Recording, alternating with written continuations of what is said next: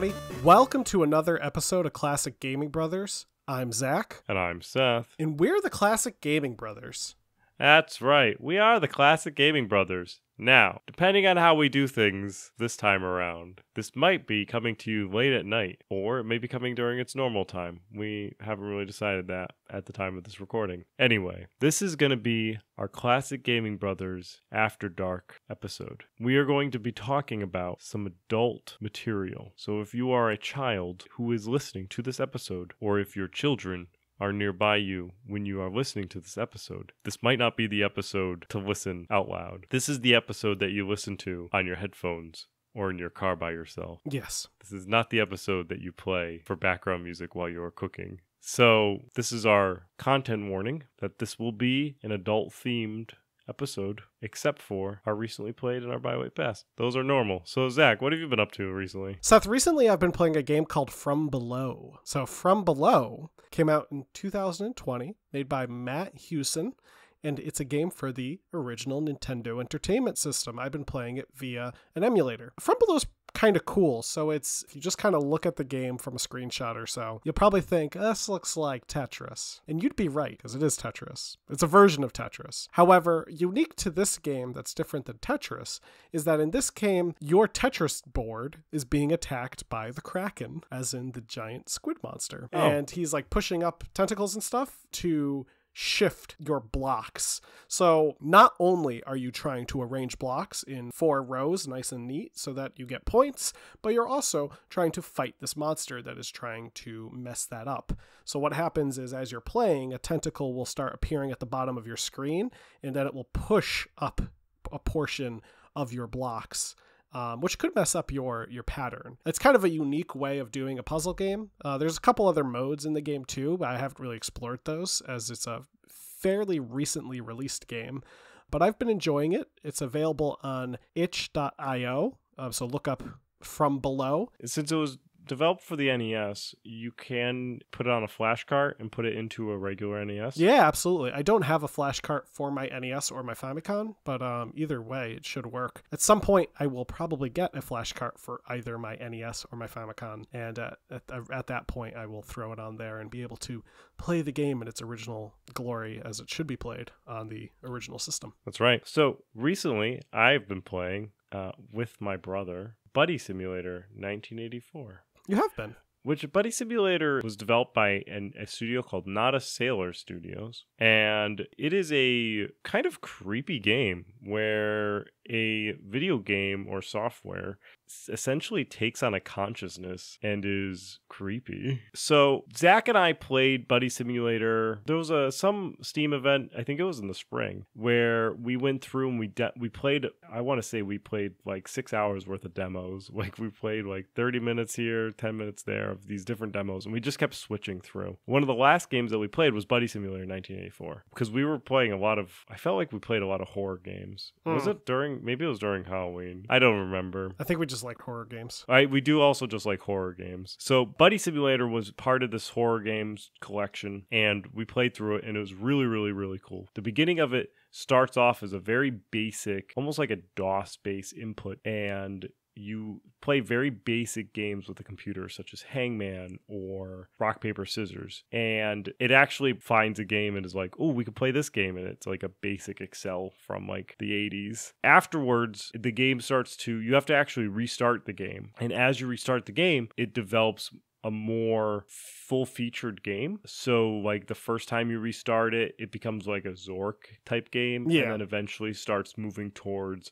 almost like a Pokemon style type game, and then like almost like a 3D Final Fantasy, like a basic 3D, not like real like 3D, but like a basic 3D type of like Final Fantasy style type game. And it's just really, really cool watching the game evolve, and it's also kind of creepy. Certain things come up and you're like, oh wow, I was not expecting that. And it's fun. We have played this on Twitch. If the VODs, video on demand, are not available on our Twitch, which is at Classic Gaming Brothers, you should be able to find them on YouTube. So you can watch it. It should be called Classic Gaming Brothers Playthrough Buddy Simulator. Yeah. And we'll have a complete run of the game on YouTube to watch. which is at Classic Gaming Brothers. So check those out if you're interested in knowing more about Buddy Simulator 1984.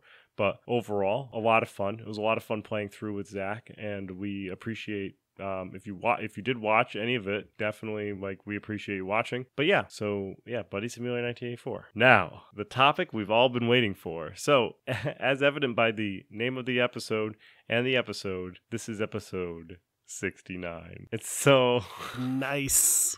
So Zach and I wouldn't be able to be the children that we are if we did not dedicate the episode 69 to video games that are more risque. That's right. In their nature, perhaps even existing of pornographic in nature. Ooh. So we're gonna go through and we'll talk about some interesting games that were developed, but older style games. As it all starts, Rule 34 of the internet says that if it exists, there is a porn of it. And Rule 35, I believe, says if there's no porn, wait a bit or something like that. Yeah, if there's no porn, there will be. Yeah. There will be, right? Anyway, as such, since the dawn of electronic games, there has been electronic adult games.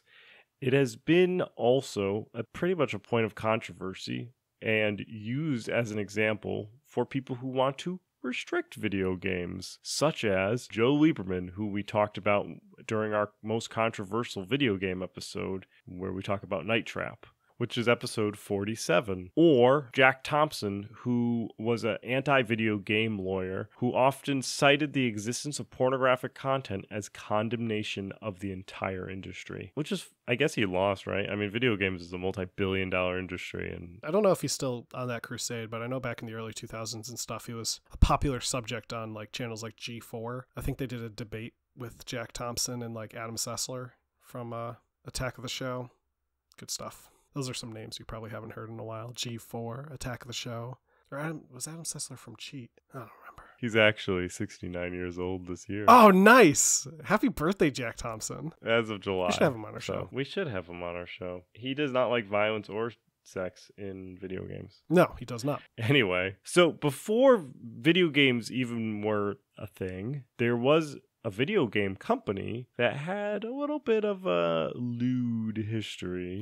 Nintendo, everyone's favorite family-friendly company, did have a brief time in the 1960s when they ran love hotels. These hotels, they charged by the hour and were primarily marketed to individuals who were looking to have romantic encounters. Nintendo's hotel venture didn't last too long, and they soon tried other products such as taxi services and electronic toys. One of those stuck. Which the electronic toys eventually led them to video games, which I think they're pretty good at. Yeah. They might not have been good at love hotels, but they're pretty good at video games. Or a taxi service. If you combine a taxi service with a love hotel, they could have had an empire. One of the earliest, if not the very first game to feature overt sexual themes was the 1981 text-based soft porn adventure, which was published by Online Systems, which eventually became Sierra Online, and it was published for the Apple II. Soft Porn Adventures features an unnamed character who, while down on their luck, begins to search for items that will hopefully win him the affections of 3 women. The game was developed by Chuck Benton, who reportedly based it entirely on his life, which if you live as you do in an adventure game where you need to collect random items to accomplish goals, I don't know what to tell you. Soft Porn Adventures was completely written in AppleSoft Basic and later ported to the Atari 8-bit line of computers, MS-DOS, PC-88, PC-98, Sharp-XI, and the FM7. The box art is rather notorious as it features a male waiter who is sitting in a hot tub with 3 nude women. Obviously, their sensitive parts are covered by the water in the hot tub. So the hot tub in the box art is owned, or was owned, I don't know if they own the hot tub anymore, but was owned by Ken and Roberta Williams, who were the founders of Online Systems and would eventually make Online Systems Sierra Online. Roberta Williams one of the founders, is in the photograph as one of the 3 women who are nude, or at least implied nude, along with Rick Chipman, who was a waiter of a local restaurant. They just got him to come on down. Hey, models are expensive. It's true. Oh, another fun fact about Soft Porn Adventure was just that apparently it was not intended to be published. Chuck Benton apparently just kind of wrote it as a programming exercise in BASIC, and he showed it to a couple of his friends, and they're like, hey, you should sell this. And he was like, I should sell it. And he ended up producing about 1,000 copies of the game. So Chuck Benton wrote it for himself, and then showed it off to his friends creepily, and they said, this is great.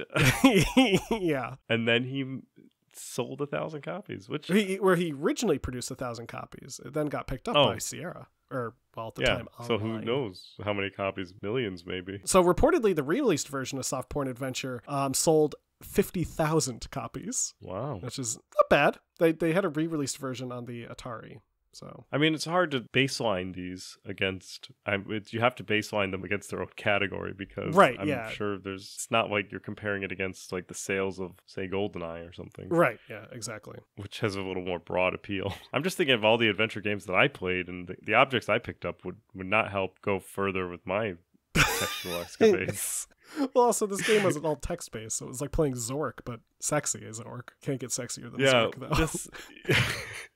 Yeah, that's right. It's a completely text-based. I haven't had the pleasure of booting it up yet, so... You know what? If it's for the Apple II, I can get it. Oh, you can get it. You can get it. Soft Porn Adventures would inspire other games, including a game that we will talk about a little later. That's right. About a man who has an adventure. Yeah, so before we get into that other game, in 1982, there was a new video game company that began to release unlicensed, essentially bootleg cartridges for the Atari 2600. And this company, Mystique, released some very classy titles, such as Beat 'em and Eat 'em, Custer's Revenge, and Bachelor Party, all of which are very explicit porn games. Like, Soft Porn Adventures, I assume they kind of beat around the bush when it came to the sexual content, as like some of these early games would, but these games were pretty explicit. Interestingly enough about Mystique is they sold their games under Swedish erotica as their like banner, though they were... so like that was their porn name.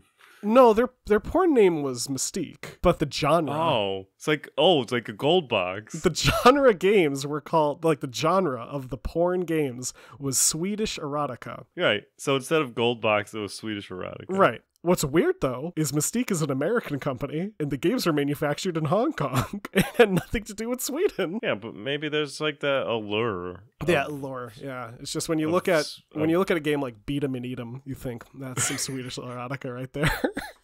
These games are notorious for being gratuitous at the time, featuring full nudity, controllable sex scenes. It's stuff that even with the disclaimer that we provided at the beginning, I don't feel comfortable describing. It's just because they are fairly gratuitous, despite being Atari games from the 1980s. So these weren't money makers for Mystique. They went out of business just like a year or so after they released the titles. They would get picked up by another company called PlayAround, who began distributing them on multi-cart packs. Not necessarily like one cartridge with a bunch of games on it, multi-carts. They were physically two-sided cartridges for the Atari, where on one side you had one game, and on the other side you had another game. You just had to flip the game over to play it's called a double ender, which also sounds vaguely erotic. So double entendre? Double entendre, maybe. Yes. They also rebranded a lot of the Mystique titles, as well as created some of their own pornographic titles under this new brand of PlayAround. One of their titles is just called X-Man, which has nothing to do with the X-Men. Oh, I think I have that in my Atari list of games, and I almost booted it up. Because you thought it was X-Men? Oh, you would have been in for an interesting surprise, Seth. Oh, man. Oh, I'm glad that we had this episode before I did that. I would keep an eye out for another game called Philly Flasher you might see in there. That's also a fairly explicit game. I'm dead serious. I saw X-Man in my list of Atari games, and I made a mental note to go back and play that game because I thought it was X-Men. Play it when the night is late and the lights are out. Make sure no one enters the room for a bit because it's going to get steamy. I just like that, like, they use Night Trap when in court proceedings, but when they had like these games that they could have picked on. Oh yeah, these games were actual sex games. These weren't like Night Trap, which is like the girl wears a negligee. It's like there are naked people in these Atari games. Question though. So they got redistributed, right? So Yeah. there had to be some success in them. Do you think they sold more copies than ET? Oh, I hope. I'd imagine so. So games like this, you wouldn't buy this at a video game store unless it was a really seedy video game store. You wouldn't be going to like Funko Land or Blockbuster and renting them. These games were often sold in adult video stores, adult bookstores, sometimes even strip clubs would sell them. And a lot of times they also came packaged in discreet leather cases, like faux leather cases. Actually, the cases are sometimes more sought after than the games themselves because they're really nice cases. They're these like faux maroon leather, like very classy, like a nice book. When you open it up and there's your copy of Beat 'em and Eat 'em in the inside, or Custer's Revenge. It's nasty games.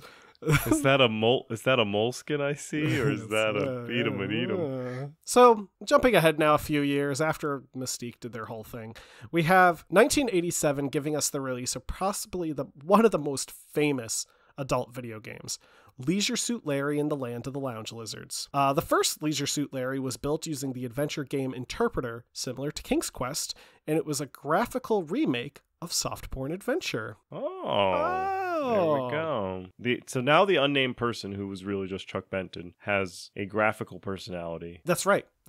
Of Larry Laffer. That's right. Yes, Larry Laffer, who's the character in Leisure Suit Larry. He later gets renamed to Larry Lovage, I think, in the later games, so like in the more recent games. But Larry's this womanizing middle-aged individual who's just looking to get lucky in the high-stakes city of Lost Wages. It's a great name for a city. Yeah, Lost Wages, Nevada. The game was played via a text parser. So we've talked about text parsers before. We talked about them in our Sierra episode that we did with Damien. Basically, the individual would have to input a command in order to achieve certain goals. So you'd say, like, grab this. In a sex game, that sounds weird, but that's the idea.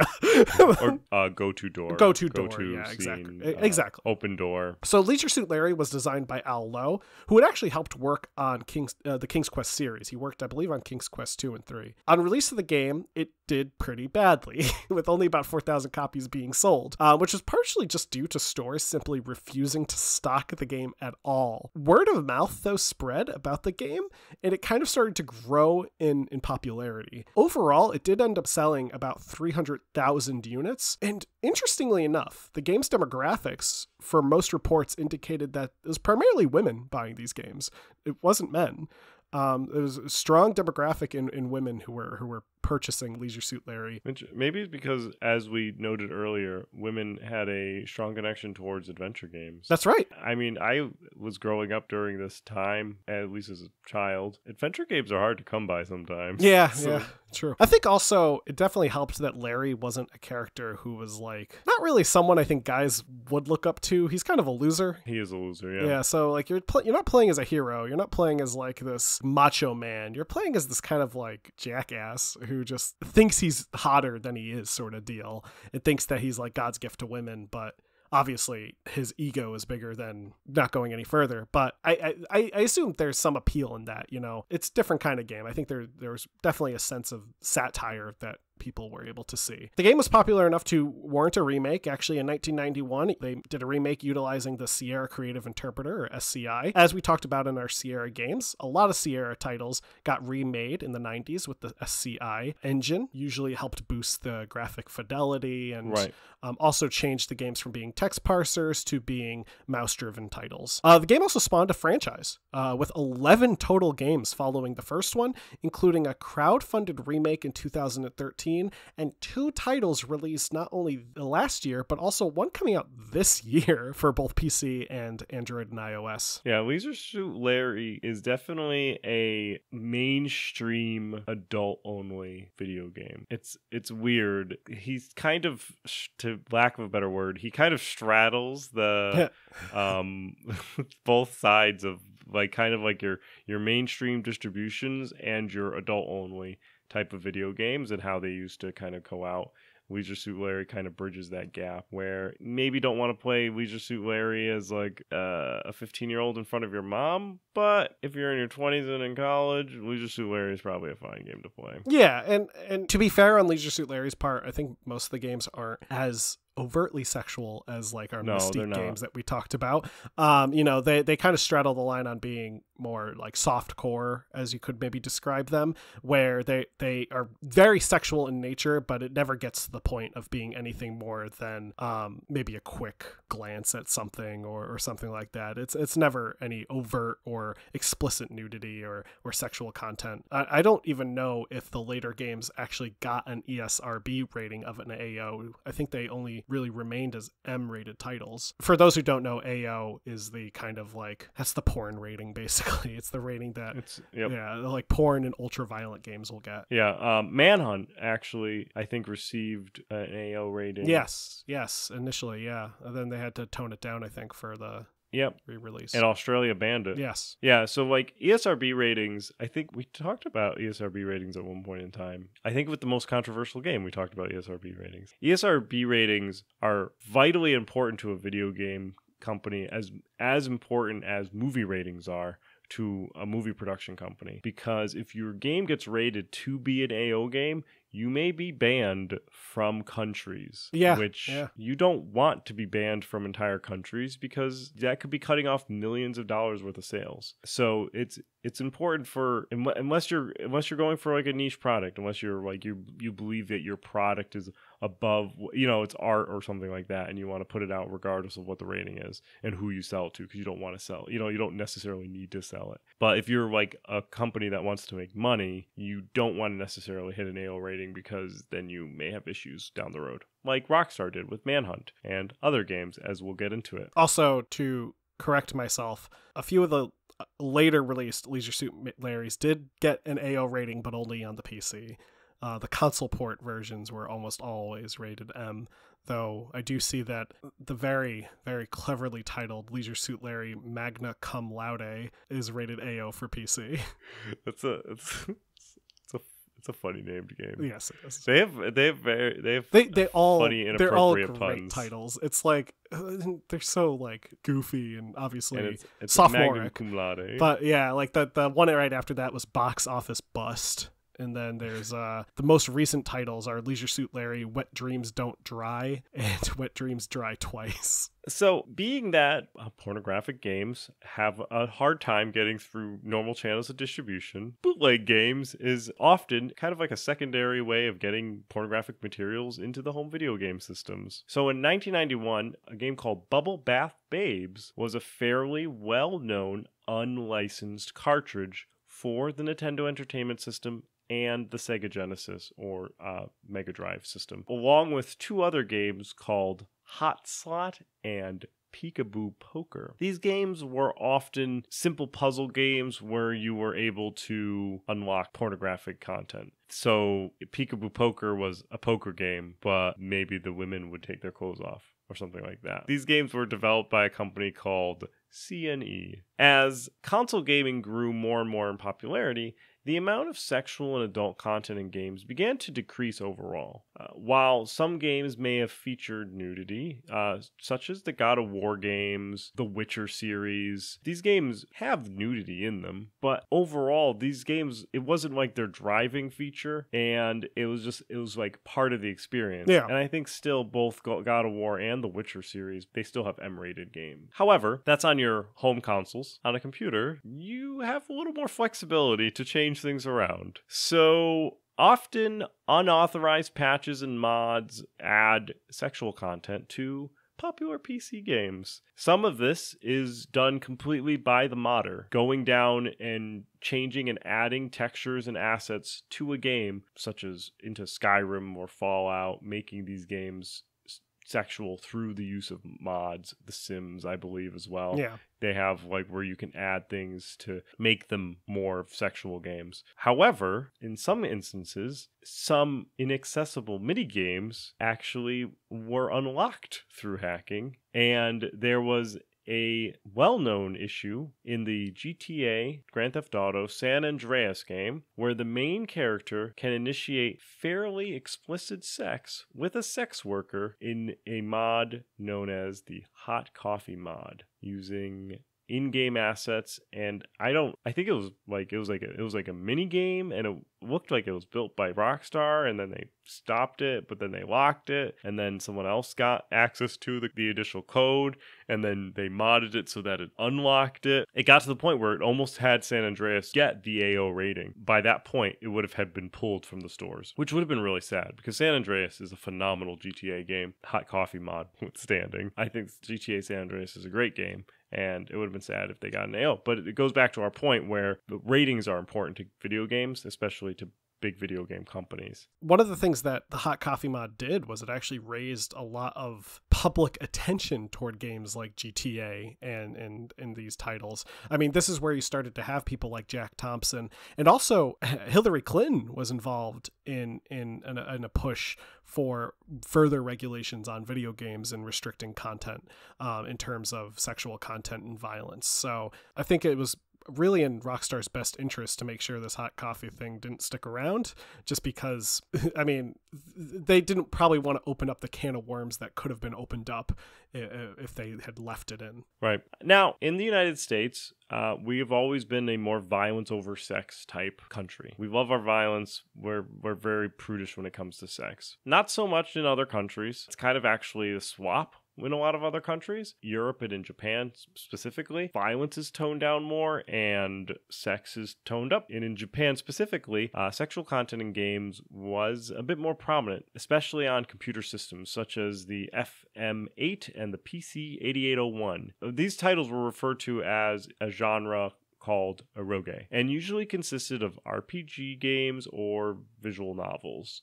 While eroge is popular among the indie game developer scene, I think partly because, at least for visual novels, it's cheap. Oh yeah, 100%. There's plenty available tools for building RPG games and visual novels that are low cost.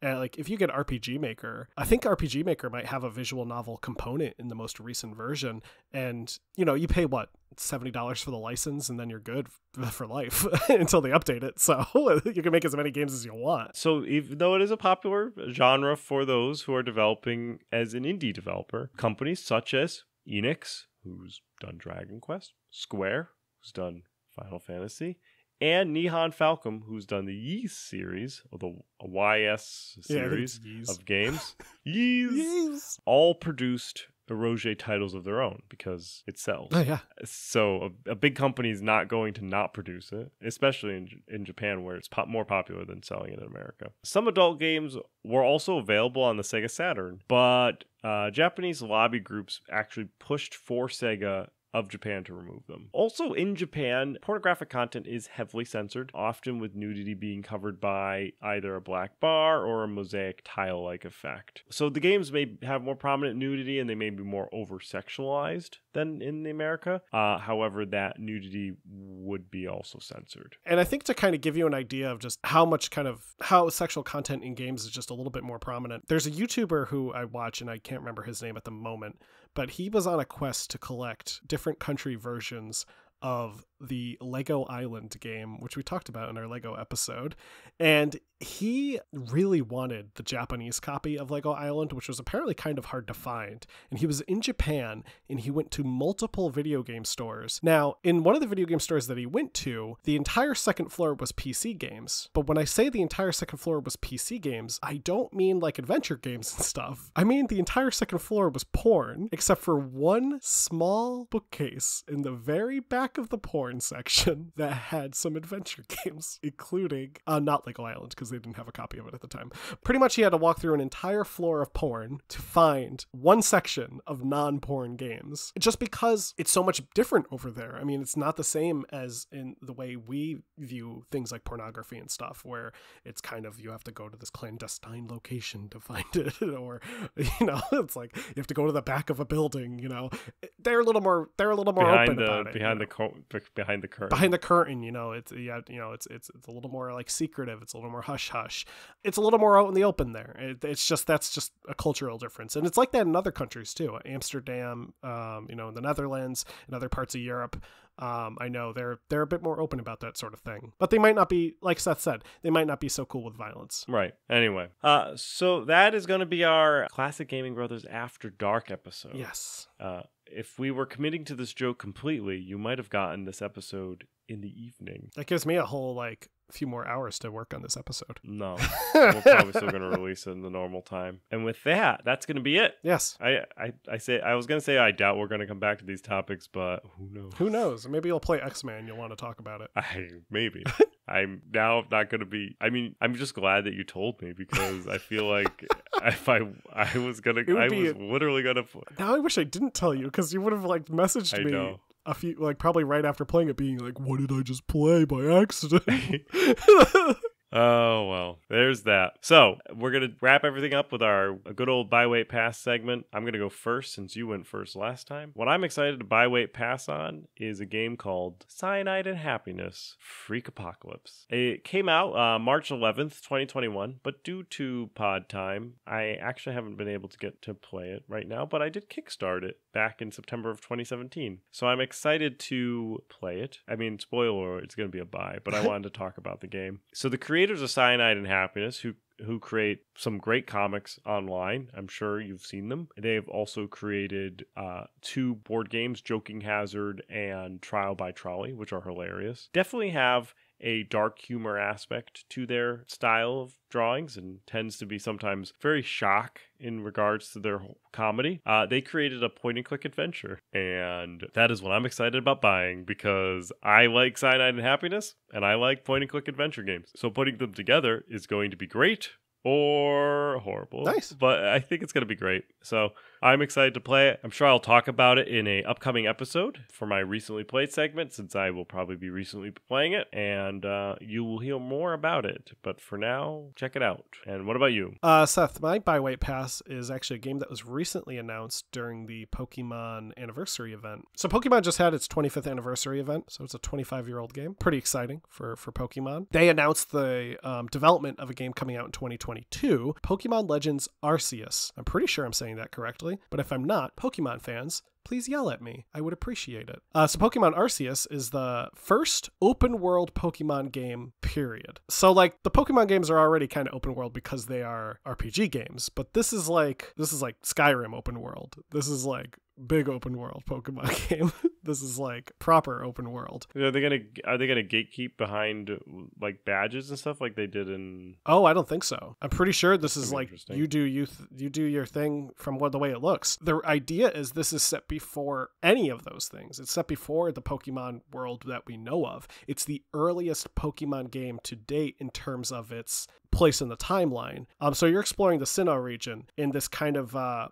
story to create the region's first Pokedex. And I think it looks really, really cool because it's combining familiar elements of older history in terms of some of the settings. So in the trailer, they showed your character leaving their town, and it looks like an old ancient Japanese town that you'd see in a samurai movie. I mean, it looks really cool, and it's giving me all these vibes of being a proper, almost fantasy version of Pokemon. The Pokeballs themselves look like they're almost they're not technology. They're made of metal, 2 chunks of metal together. I don't know. It looks really, really cool. Despite how cool it looks, though, I'll probably put it down as a wait. I like Pokemon. I actually think Pokemon's a really great game. I'm very behind in all the Pokemon games. The last Pokemon game I think I played was Soul Silver, which was I think out on the DS. But yeah, I haven't played Pokemon games a lot recently. I think they're really fun. I think this one looks really cool, mostly because I think it's doing something new with the Pokemon world. And I'm always up for when Pokemon tries something new. I loved Pokemon Snap. That was something new, and I'm sure I'll give this game a shot. I'm going to put it down as a wait, though. Just, I'll wait until the game comes out, gets a little bit of attention from those Pokemon fans, see what they think, then I'll jump in. Great. Great. And that's our episode. That is episode 69. Anyway, if you still want to listen to us after this, I'm going to go into how you can. There's a couple ways that you can listen to us, support us, and contact us. First, if you want to listen to us, you're already doing that. You're hearing us somehow to get to this dialogue, so thus keep doing what you're doing. Or if you would like an alternative, you can search for any podcasting app, and we should be on it, such as Spotify, Stitcher, or iTunes. You can then also, if you so desire, go to our website, classicgamingbrothers.com, and there's the lounge, and you can sit and you can just sit back in your chair and play some episodes right there on the browser. And if that's not enough and you want to, after listening to an episode, you are pissed and you want to send an email to us about your hatred for the topic that we just did, you can send an email by going to the contact us portion of the website and filling out the form. If you don't want to fill out the form, you can send us as an email at classicgamingbrothers@gmail.com. You can also send it to Seth@classicgamingbrothers.com, Zach@classicgamingbrothers.com, or even classicgamingbrothers@classicgamingbrothers.com. All of them go to the same email box, and we'll read and respond to all of your feedback. We love getting feedback from listeners, whether it be a short line or a detailed analysis of the episode. Either or, we appreciate all of the feedback and like to read and respond to that. Now, so that's how you can listen to contact us and to support us. Listening to us is the best support that we can get. Tuning in every week to get to another episode is something that we appreciate. You can also rate and review us on any of the podcasting apps to make sure that we track right to the algorithm so that more people can find us. And you can let 3 of your friends know that you listen to Classic Gaming Brothers and it's a great podcast and they should check it out. Sometimes what I would recommend, if you know the friend well, recommend a specific episode of a topic that they may already like. We've got a lot to choose from since this is episode 69, so there are 69 episodes. Maybe not refer this episode because this is kind of a niche topic, but I mean, I guess all of our topics are niche topics. But maybe if your friend really likes Super Mario 64 or maybe GoldenEye, you can refer some of those episodes to them. We also have a number of episodes with wonderful guests that have joined us on this wonderful journey of ours, and they can always check those out as well. And yeah, so that's really how you can... Oh, of course, supporting us, you can also find us on all of our social medias. So if you could find us on Facebook, Instagram, Twitter, and Twitch. So our Facebook and Instagram are at Classic Gaming Brothers, and you could drop us a like and subscribe on those, and we will always release that information when our episodes drop. We'll also try and output when we go live on Twitch. Our Twitter is CG Brothers Pod, and that we also let everyone know that when our episodes drop, and we also let you know when we're live on Twitch. And then finally is our twitch.tv/Classic Gaming Brothers. We also have VS Classic Gaming Brothers for Zach's view when we play multiple player games. But so you got those. So twitch.tv/Classic Gaming Brothers. Give us a follow and you'll know when we go live when we play games. And you feel free to join in and chat and do all that Twitch activity. Yeah, so there's that. We also have a YouTube, which is at Classic Gaming Brothers. We generally use that to dump our Twitch videos into and to store them away for a rainy day. And that's everything, I think. Zach, is there anything I'm missing? Oh, yeah. Don't play games like my brother. And don't play games like my brother. I've been Zach. And I've been Seth. And we've been the Classic Gaming Brothers. That's right. That's it. One thing I forgot to mention is that there was a porn game that apparently was released in the arcade. Like, it wasn't in arcades, but it was an arcade porn game. And, like, that sounds like the worst. It's just, like... It's like imagine, those movie theaters that were, like... Yeah. Like a porn movie theater.